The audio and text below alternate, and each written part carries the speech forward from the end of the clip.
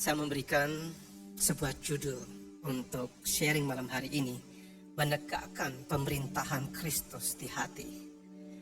Nah, kenapa ini menjadi sebuah topik yang menurut saya penting sekali untuk dibahas? Nanti kita akan mengerti mengapa ini akan menjadi sebuah kebutuhan utama bagi anak-anak Tuhan. Sejarah di Alkitab telah mencatat bahwa Tuhan kita itu disebut dengan berbagai-bagai sebutan. Dia disebut sebagai Jehovah Jireh, yaitu Tuhan yang menyediakan dan mencukupkan. Karena di masa itu Tuhan benar-benar menyatakan dirinya sebagai Tuhan yang selalu memenuhi kebutuhan dari orang-orang pilihannya. Dia selalu mencukupkan apapun yang menjadi kebutuhan dari anak-anaknya. Dia juga disebut sebagai Jehovah Rohi, yaitu Tuhan adalah gembalaku.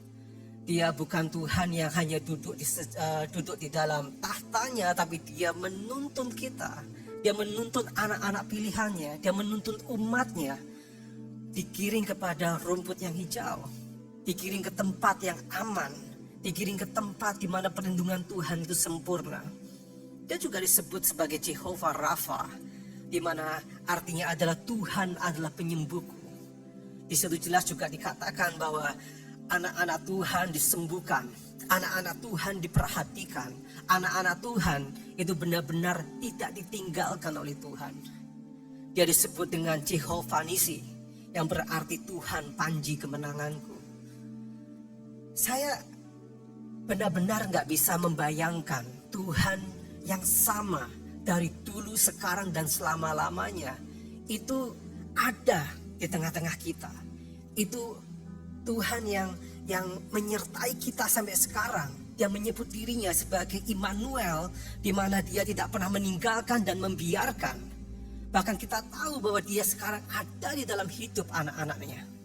Wow, saya pikir ini sesuatu yang harus kita syukuri sebagai anak-anak Tuhan.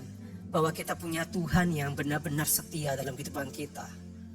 Tapi satu hal yang membuat saya sedih ketika saya melihat fakta kehidupan dari anak-anak Tuhan.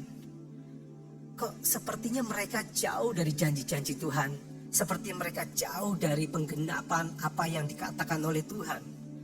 Banyak anak Tuhan yang hidup di dalam kefrustrasian. Banyak mereka yang rajin ibadah, rajin konsel, rajin saat teduh, rajin membaca Alkitab. Tetapi kenyataannya hidupnya itu tidak menggambarkan sebagai anak Allah yang maha tinggi, yang maha kuasa. Ini menjadi sesuatu yang kita semua harus perhatikan dan kita semua harus waspadai supaya ini tidak terjadi dengan kita. Banyak dari mereka yang secara keuangan tetap kekurangan. Secara karakter tidak bertumbuh dengan baik. Mereka bukan menjadi kepala tapi justru jadi ekor. Mereka setia klaim janji Tuhan, tapi kehebatan Tuhan atau janji Tuhan itu seperti fata morgana dalam kehidupan mereka.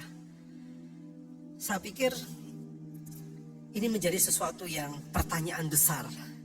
Bagaimana mungkin Tuhan yang maha baik, Tuhan yang maha kuasa, Tuhan yang maha hadir seakan-akan menutup mata dengan keadaan anak-anak yang seperti itu?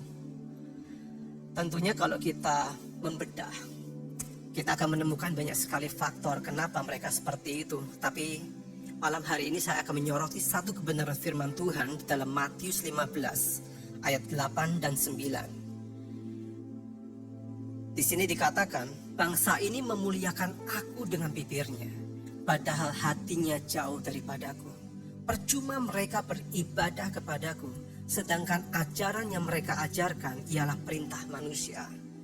Di sini Yesus mengutip satu kebenaran firman Tuhan dari Yesaya, di mana Yesus melihat banyak orang yang rajin ibadah, tetapi hatinya sebenarnya jauh daripada Tuhan. Mereka mungkin tidak pernah datang ke tempat ibadah mereka.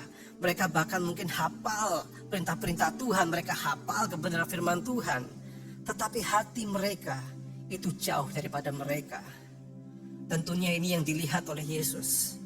banyak sekali orang-orang yang menyukai kehormatan manusia daripada kehormatan Tuhan. Itu adalah akibat dari hati yang menjauh. Mereka sombong dan berkata dalam hatinya, apa yang saya inginkan dari kehidupan? Padahal harusnya yang di dalam hatinya harusnya berkata, apa yang Allah ingin agar saya lakukan dengan kehidupan saya. Tetapi kesombongan mereka membuat mereka hanya memikirkan dirinya sendiri. Dan banyak sekali juga banyak dari mereka yang membangun hidup sembarangan karena berpikir bahwa hidupnya itu milik dia. Sesuatu yang menyedihkan. Saya menulis bahwa sangat memungkinkan untuk orang itu terlihat saleh di mata dunia, tetapi salah di mata Tuhan. Mungkin orang ini tidak melakukan satu tindakan-tindakan yang melanggar moralitas. Mereka tidak melakukan perselingkuhan atau perjudian atau sesuatu yang dinilai buruk oleh masyarakat. Tetapi mereka hidup untuk kepentingan dirinya. Mereka hidup untuk mengejar ambisi pribadinya. Bahkan maaf kata, mereka berani memperalat Tuhan untuk memperkaya dirinya, untuk memuliakan dirinya. Ini sesuatu yang sifatnya di dalam batiniah mereka, di dalam roh mereka. Dan inilah yang ditentang oleh Tuhan. Saya percaya orang-orang seperti ini tidak akan mendapat perkenanan di hati Tuhan. Dan ketika mereka tidak mendapatkan perkenanan di hati Tuhan, maka berkat Tuhan itu sepertinya tertutup dalam kehidupan mereka. Saya ingin mengutip satu perkataan dari almarhum Bapak rohani saya, Andreas SW. Dia pernah mengatakan, bukti pertobatan seseorang bukan diukur sebatas perubahan moralnya, tetapi juga pada tingkat menyerahnya terhadap kehendak Tuhan. Saya ulang, bukti pertobatan seseorang bukan diukur sebatas pada perubahan moralnya, tetapi juga pada tingkat menyerahnya terhadap kehendak Tuhan. Jadi di sini bisa disimpulkan bahwa esensi pertobatannya sesungguhnya adalah perpindahan pemerintahan di dalam hati seseorang.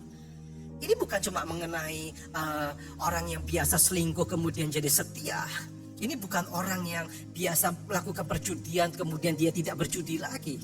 Tetapi di dalam hati seseorang ada perpindahan pemerintahan. Seseorang yang sungguh-sungguh bertobat, dia menegakkan pemerintahan Kristus di dalam hatinya. Artinya begini, jika dulu aku berpikir harus semakin besar, ketika pemerintahan Kristus ada, dia berpikir aku harus semakin kecil dan Tuhan yang semakin besar. Jika dulu mungkin harus membangun ambisi pribadi, tapi ketika pemerintahan Kristus ada, dia harus membangun misi kerajaan Allah. Saya percaya standar penilaian kehidupan anak-anak Tuhan harusnya bukan lagi di dalam level dosa atau bukan dosa, atau salah atau tidak salah, tetapi di dalam level apakah yang aku lakukan atau yang sedang aku lakukan itu sedang menggenapkan kehendak Tuhan atau tidak. Apakah yang sedang aku lakukan itu sebenarnya sedang membuat hati Tuhan berkenan atau tidak. Inilah yang harus menjadi standar anak-anak Tuhan di dalam kehidupan mereka. Saya percaya sebuah sikap hati yang seperti ini itu akan membawa perkenanan Tuhan. Menegakkan pemerintahan Kristus di hati itu artinya menghormati Yesus sebagai Raja di dalam kehidupan kita, menjadikan kehendaknya menjadi kehendakku, dan menjadikan perkenanan Tuhan satu-satunya dan terutama pengejaran di dalam hidup kita. Mari saya mengajak setiap dari umat untuk kita belajar untuk menyenangkan hati Tuhan dengan cara membangun hati yang benar. Kita menghormati Tuhan, kita menghormati kebenarannya, kita mengejar perkenanannya. Dan saya percaya ketika kita menghidupi hal-hal seperti ini, kesembuhan, mujizat, berkat Tuhan itu akan menjadi sesuatu yang sangat normal terjadi dalam kehidupan Anda. Saya selesai, kiranya ini bisa memberkati kita semua. Amin.